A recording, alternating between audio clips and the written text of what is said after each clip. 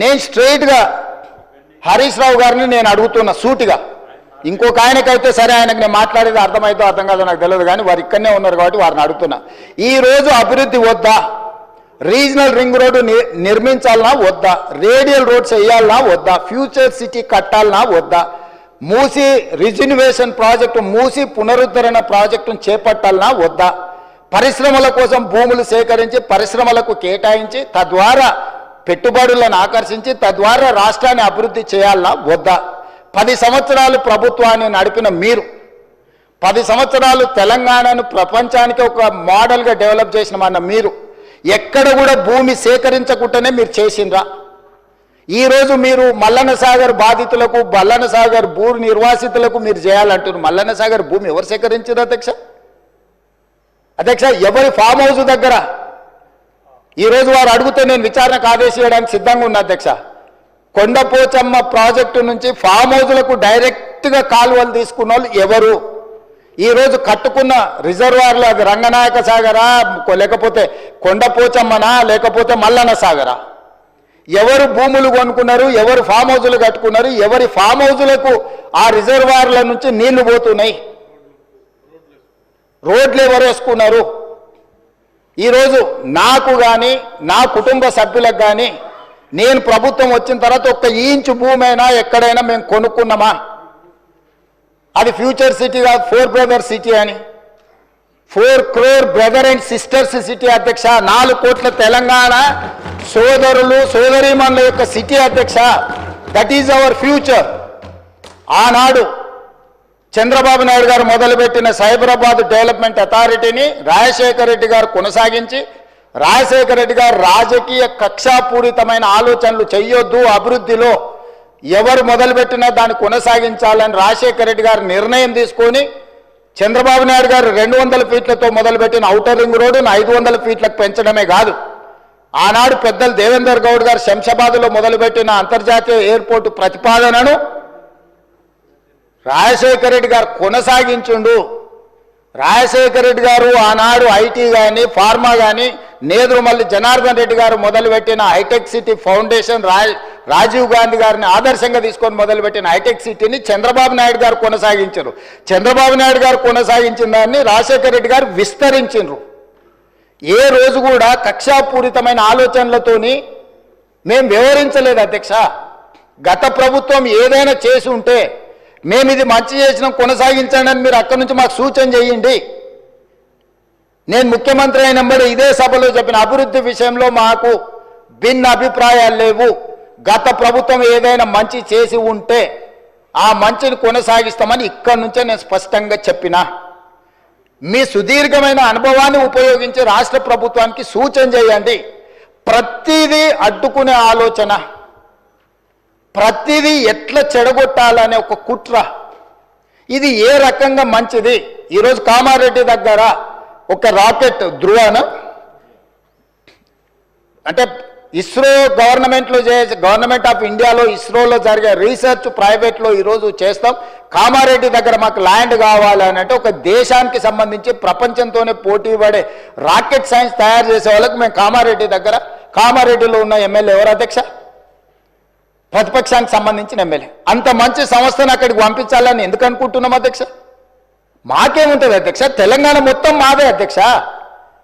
నేను తెలంగాణకు ప్రాతినిధ్యం వహిస్తున్న అధ్యక్ష. ఒక్క ప్రాంతానికి కాదు, నేను ఈ ప్రాంతం ఆ ప్రాంతం కాదు, తెలంగాణ మొత్తం మా పరిధిలోనే, మా మంత్రివర్గం మా ప్రభుత్వం పరిధిలే. ఈ తెలంగాణను క్రియేట్ చేసింది మేము, ఈ తెలంగాణను ప్రొటెక్ట్ చేసేది మేము, ఈ తెలంగాణను డెవలప్ చేసేది మేము, ఫ్యూచరిస్టిక్ తెలంగాణగా మార్చేది మేము అధ్యక్ష. ఈరోజు ఎక్కడ చూసినా అక్కడ లేక్స్ రాక్స్ లేకపోతే ఏమో ఉన్నాయి అధ్యక్ష. నిజ నిర్ధారణ కమిటీ మీరు వేసుకోండి అధ్యక్ష.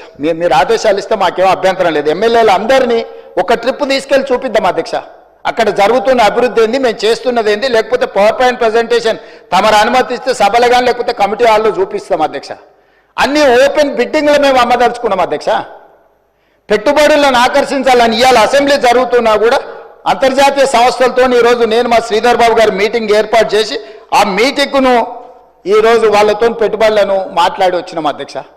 ప్రపంచంలోనే పెద్ద పెద్ద పరిశ్రమలు తెలంగాణ వైపు హైదరాబాద్ వైపు చూస్తుంటే మీరు చేయలేని పనులను కూడా ఈరోజు ఎలివేటెడ్ కారిడార్ కంటోన్మెంట్లో మీరు 10 ఏళ్ళు తిప్పలవడం అన్నారు, రాలేదు. అంతకంటే ముందు 10 ఏళ్ళు రాజశేఖర రెడ్డి గారు కూడా ప్రయత్నం చేసి రాలేదు. నేను వచ్చిన 10 నెలల కేంద్ర ప్రభుత్వం నుంచి నేను సాధించిన అధ్యక్ష.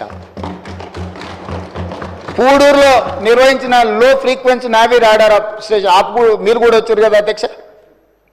అది 9 ఏళ్ళు మీరు కేవలం రాజకీయ కక్షలతో ఆపి పెడితే దేశ భద్రతకు సంబంధించింది అధ్యక్ష. అది ఏ ప్రైవేట్ ఇండస్ట్రీ ఎవరి పెట్టుబడిదారు కప్పజెప్పేది కాదు.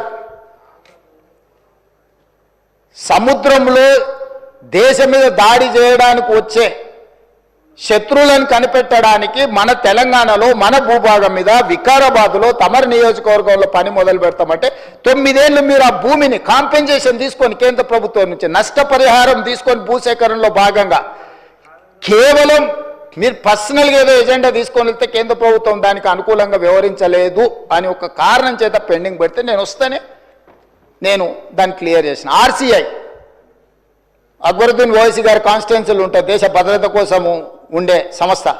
మీరు లీజ్ రెన్యువల్ చేయలే గవర్నమెంట్ ఆఫ్ ఇండియా.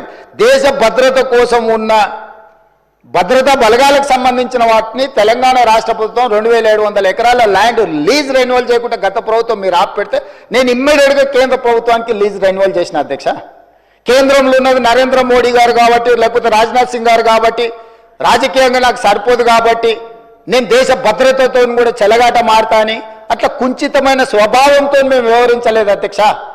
అది నరేంద్ర మోడీ గారైనా, రాజ్నాథ్ సింగ్ గారైనా, లేకపోతే చంద్రశేఖరరావు గారు, హరీష్ రావు గారు, లేకపోతే తారక రామారావు గారైనా దేశ భద్రతకు సంబంధించిన విషయంలో, రాష్ట్ర అభివృద్ధి విషయంలో మేము ఎక్కడ కాంప్రమైజ్ కాలేదు అధ్యక్ష. పొలిటికల్ విల్తో మేము దాని రాజకీయ ప్రేరేపితమైన నిర్ణయాల వైపు మేము ఎన్నడూ వెళ్ళలేదు అధ్యక్ష.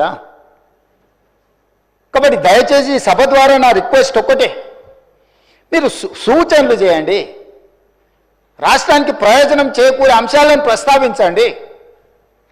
ఇప్పుడు మీరు నెంబర్ ప్రకారం మైక్ ఇస్తలేరు, అక్బరుద్దీన్ ఓవైసీ గారికి ఎక్కువ మైక్ ఇస్తురని.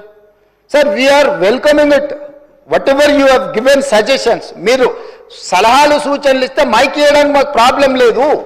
మీరు మీ కుట్రలకు, మీ కుతంత్రాలకు మీరు తెలంగాణ మీద విషం చిమ్మడానికి ఈ మైకును వాడుకుంటామంటే మీరు చాలా విఘ్నతతోని ఇక్కడ ఉన్న వాళ్ళకి మైక్ ఇవ్వకుండా వాళ్ళకి ఇచ్చినాక కూడా మేము ఎవరము అభ్యంతరం పెట్టకుండా స్పీకర్ గారి నిర్ణయమే మాకు శిరోధార్యం అని చెప్పి మేము ఏ విషయంలో కూడా మేము అభ్యంతరం పెట్టకుండా సహకరించినాం అధ్యక్ష.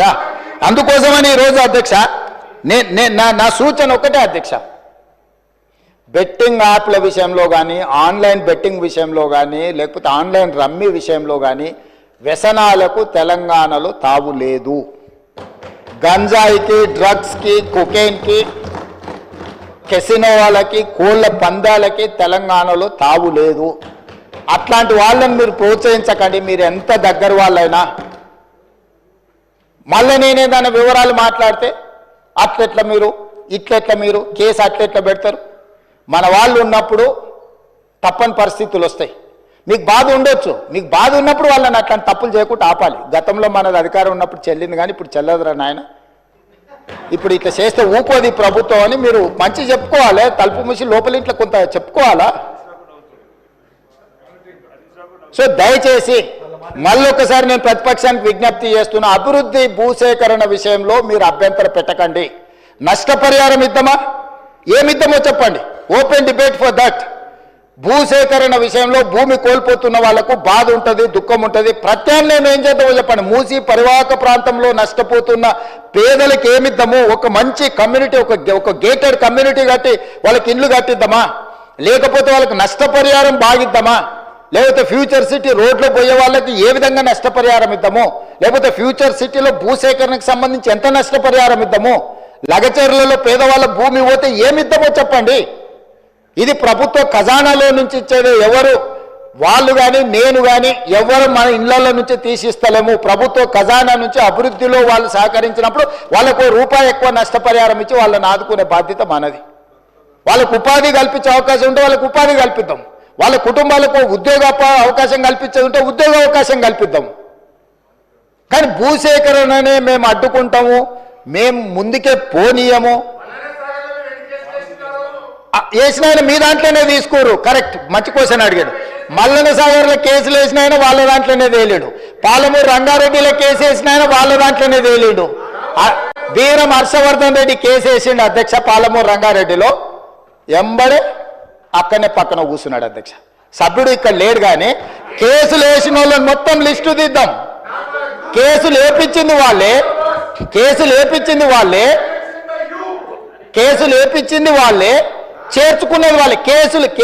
రాష్ట్ర అభివృద్ధిని అడ్డుకునేవాడు కేసులు వేసి అడ్డుకున్న వాళ్ళను మీరు ఎట్లా కండువ కప్పారు అధ్యక్ష? ఎట్లా పార్టీలో చేర్చుకున్నారు? పార్టీలో చేర్చుకున్నారు. బీఫామ్ ఎట్లా ఇచ్చిండ్రు అధ్యక్ష? మళ్ళీ ఎలక్షన్లో ఎట్లా ఇచ్చిండ్రు అధ్యక్ష? అంటే ఇప్పుడు ఎట్లా మాట్లాడతారంటే 2014 నుంచి ఒకే చట్టం ఉంది కదా అధ్యక్ష. స్పీకర్ పదవి ఉంది, విప్పు పదవి ఉంది, ప్రతిపక్షమే ఉంది. ఆనాడు ఎమ్మెల్యేలు మారితే మీరు మంత్రులు చేశారు, కనీసం మేము అట్లా కూడా చేయలేదు. మారలేదట వాళ్ళు, మేము మారనే లేదు, ముఖ్యమంత్రిని అభివృద్ధిలో కలిసి వచ్చినామంటారు. మీరు మంత్రులు చేసిన వాళ్ళు డిస్క్వాలిఫై కాలేదు, ఉప ఎన్నికలు రాలేదు. బాజాప్తా గవర్నర్ దగ్గర పోయి మంత్రులే చేసి 5 ఏళ్ళు మంత్రి, 10 ఏళ్ళు, ఒక ఆయన 8.5 ఏళ్ళు, మా అక్క 4.5 ఏళ్ళు మంత్రి చేసింది. ఎన్నడూ ఉప ఎన్నికలు రాలే. కానీ ఇప్పుడు ఉప ఎన్నికలు వస్తాయి, వచ్చే వారమే ఉప ఎన్నికలు అంటారు అధ్యక్ష. ఎట్లా వస్తాయి అధ్యక్ష? చట్టం మారలే, న్యాయం మారలే, స్పీకర్ ఆఫీసు సేమే ఉంది, పాలకపక్షం ప్రతిపక్షం అట్లనే ఉంది, రాజ్యాంగం అసలే మారలేదు. ఇంకెట్లా వస్తాయి అధ్యక్ష ఉప ఎన్నికలు? నాకు అర్థం కాలేదు. ఏ రాజ్యాంగం ప్రకారం వస్తాయి అధ్యక్ష? డాక్టర్ బాబాసాహెబ్ అంబేద్కర్ గారు రచించిన రాజ్యాంగం ప్రకారము గత అనుభవాల దృష్ట్యా ఎప్పుడు కూడా పార్లమెంట్ ప్రాక్టీసెస్ అండ్ ప్రొసీజర్స్ అని ఉంటాయి అధ్యక్ష. చట్టంలో గ్రే ఏరియా ఉన్నప్పుడు గతంలో ఎలాంటి విధి విధానాలను ఆచరించారు, సాంప్రదాయాలు ఎట్లున్నాయని చూస్తారు అధ్యక్ష.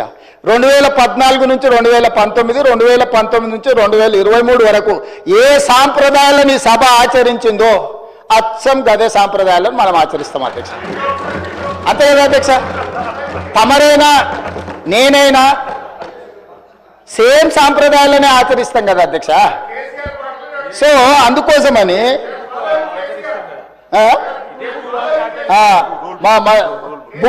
రూల్ బుక్ కూడా మారలే అధ్యక్ష. బుక్ కూడా ఇదే ఉంది. బుక్ వారు రాసిందే అధ్యక్ష.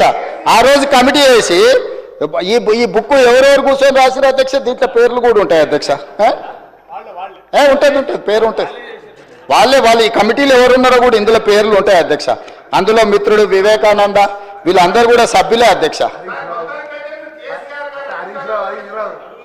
మేమేం అడుగుతాడో నడుస్తలేము. ఆయన అడుగుల్లో నడిస్తే మడుగులో పడతాం. ఆయన అడుగులో నడుస్తామంటే మడుగులో పడతాం, సడుగులు ఇరుగుతాయి అధ్యక్ష. అట్లాంటి వాటి చేయం అధ్యక్ష. సాంప్రదాయాలను పాటిస్తామని అంటున్నాం అధ్యక్ష. ఈ సభ